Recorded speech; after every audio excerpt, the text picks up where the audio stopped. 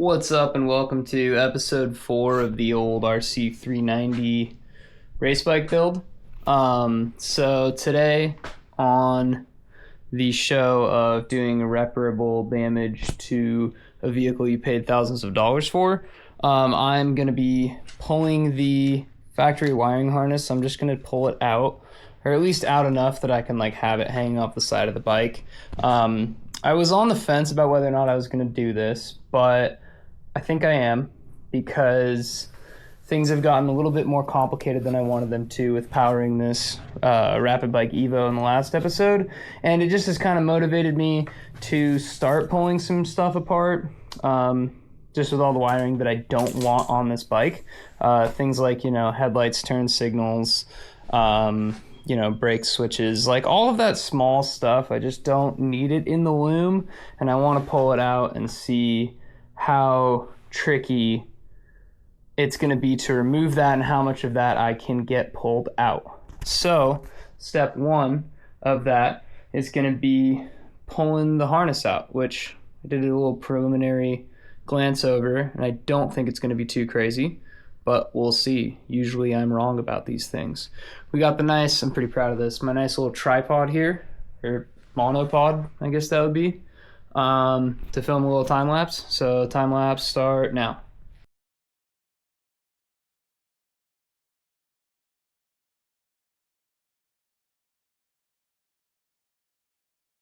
Harness acquired on the bench. All right, so the plan forward is I have all the wiring diagrams printed out and organized over here, and then I just have everything circled that I want to remove. So we're doing everything like the headlight unit wiring, the light relays, front brake light switch, rear brake light switch, etc., etc., license plate lights, horns. You get the point. I'm gonna try to figure out how I can dupe the kickstand switch, because I have it right here, and currently it's just covered in epoxy with a magnet, but I would really like to remove that completely and have this wiring just hardwired so that I never have to worry about this thing, flopping out or hitting the ground and getting broken, because if these wires lose conductivity, it just thinks the kickstand's down and will turn the bike off, which sucks. Yeah. So this is objectively stupid and not worth your time. If you're thinking about doing this, you probably shouldn't, and don't recommend it.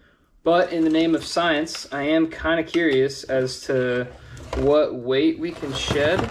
So we'll do a little pre-measurement here. So we got, zero that out, and I've got those connectors already chopped off. And this is with the Rapidbike harness. So this is not just the OEM weight. This is with the aftermarket. How's that? Is that good? Aftermarket harness for the Rapidbike. So this weighs, what does that say? 6 pounds and 6 pounds and half an ounce is what we're at here. In the metric units, we have 2,730 grams. So, yeah, that's our pre-weights. We'll see what the post is. But the first step is going to be basically just stripping all of the wiring shroud off, or at least the wiring shroud for the parts that I need, which I think is going to pretty much being everything. So all of this cloth wrap is going to come off first, and then we will go from there. I have things marked already, so I went ahead, the connectors with the wires I know I want to get rid of. This is the brake switch, which I might actually need to keep for the Rapidbike. I just did some more reading on that, and it sounds like that power connection is actually supposed to be in the on this, which is weird. I can explain that later. But basically, one of these wires is a hot 12 volts. The other one is a switch 12 volts with the brake, which I don't really understand why the Rapidbike would take both of those 12 volts unless it just passes through the switched one and it's just using this other one as a constant. And if that is the case, then personally I will probably be wiring this, wiring the Rapidbike onto one of these isolated accessory circuits that's on here. So this harness actually has basically just a bunch of fuses, either for a permanent positive or accessories positive. So as the bike turns on, you get 12 volts, or one that's just hot wired to the battery, basically. I don't really know why they included that. Maybe it's for like KTM power parts or something, like heated grips or some shit plug in there. I don't really know. Kind of weird, but the either way, the fuse setup and the wiring of it all should be useful for what I am doing, because that means I could put the Rapidbike on an isolated fuse circuit, which would probably be a good thing. But I'll be making that decision tomorrow. For now, we're going to pull the loom apart, and we will see if we can just get the first sets of wires and connectors off and see where we end up.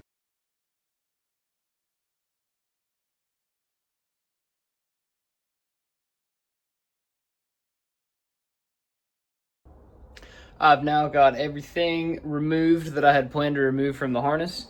So we're gonna start integrating the new stuff, right? So that means basically this Rapidbike, is using these cables to intercept the signal and then put it back out. I'm gonna go ahead and just basically get rid of that connection and just connect it like this. I debated some more fancier crimps than this, but honestly these classic heat shrink ones are durable enough. I think that's what I'm gonna go with. But yeah, I'll set this to a time lapse too, and you'll watch me do even more irreparable damage to more expensive motorsports things. Yeah.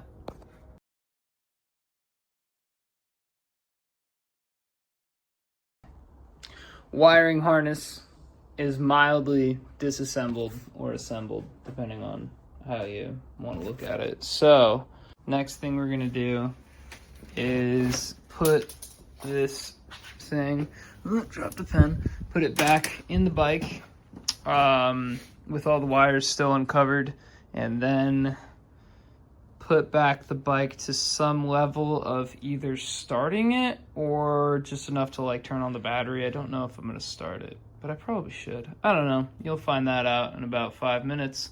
I'll find that out in potentially 5 hours or a day.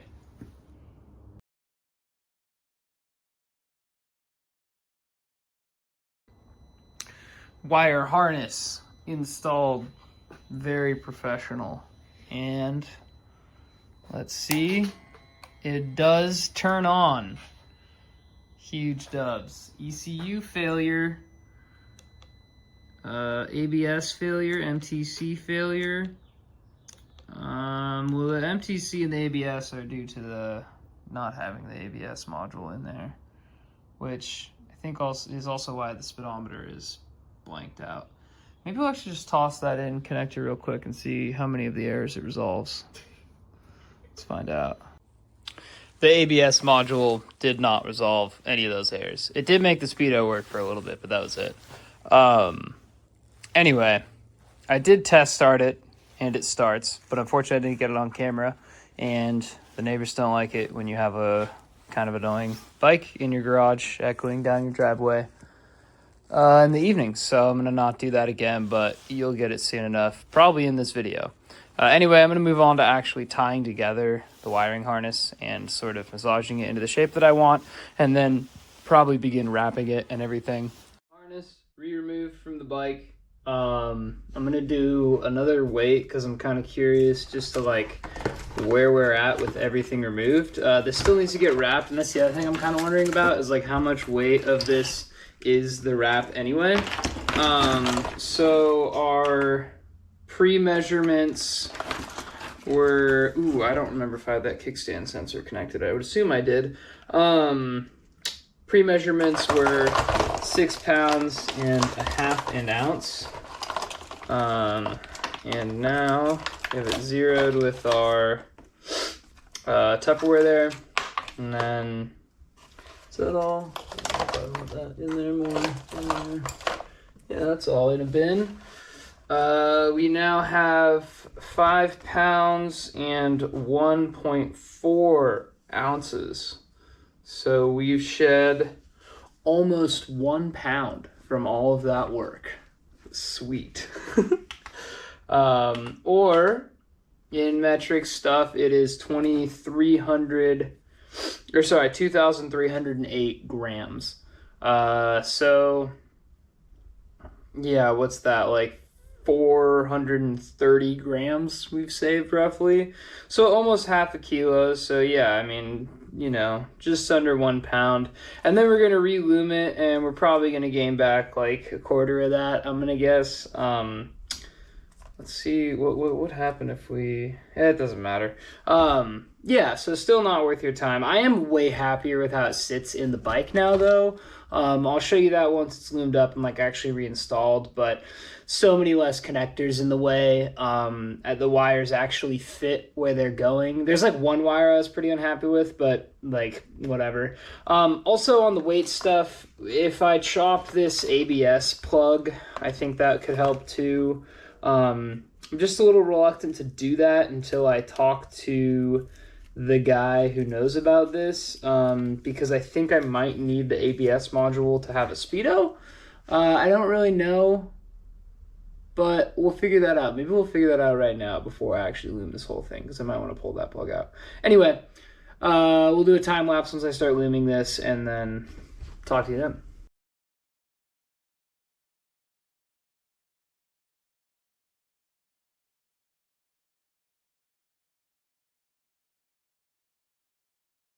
The harness is complete. Let's see what the final weight of the harness is. Now that we've added our loom stuff, see if we can jimmy that. That seems floating. So we got, wait, no, I've been doing this in standard. 5 pounds, 1.8 ounces, or 2,319 grams, which means that we have gone to, oh, we've actually, I think that's like a pound under. Yeah, that's actually slightly more than I thought it would lose. Unless I'm weighing this wrong, but I don't think I am. No, 1.8. Yeah, so that is, oh, it's, yeah, slightly over a pound, or under a pound of weight loss. Put it back in the bike now. Harness in bike. Don't worry about the haircut or how much time has potentially passed between this and the last clip you just saw, but here is the harness integrated and everything. So we just did a little wire management with the old zip ties, and it is, I think, much cleaner. You know, it's just less crap in the way. I feel like I have a lot more space in here, which I'm a big fan of. You know, lots of room. And then I went ahead and also made this little bracket to hold the Rapidbike.